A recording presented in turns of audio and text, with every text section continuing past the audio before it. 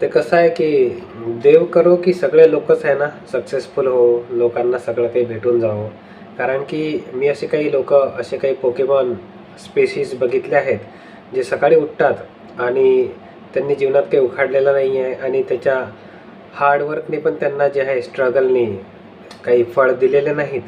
तर ते काय करतात, ते गव्हर्नमेंटला ब्लेम करतात. मग ज्या एज्युकेशन सिस्टीमला ब्लेम करतात इंडियाच्या, ह्या ज्या कंट्रीत ते राहतात. मग ते त्यांच्या रिलेटिव्सला ब्लेम करतात.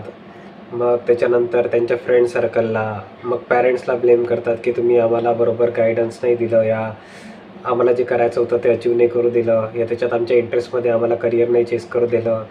मग सगळे ब्लेम करून झाल्यावर ते थोडेसे खुश राहतात आणि त्यांचं जे नाकामयाबी आहे, फेल्युअर, ते असा लपवण्याचा प्रयत्न करतात.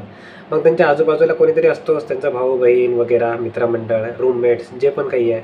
तर ते काय करतात की त्यांच्या लाईफमधल्या एखाद्या फेल झालेल्या ज्या आहेत गोष्टी, या त्यांच्या पास्टमध्ये केलेली मिस्टेक आहेत, ते पॉईंट आऊट करून करून त्यांना हॅरॅस करतात आणि मग अशी त्यांची लाईफ ते जगतात पुढे चालून. म्हणजे धरतीचे बोझ म्हणू शकतो आपण.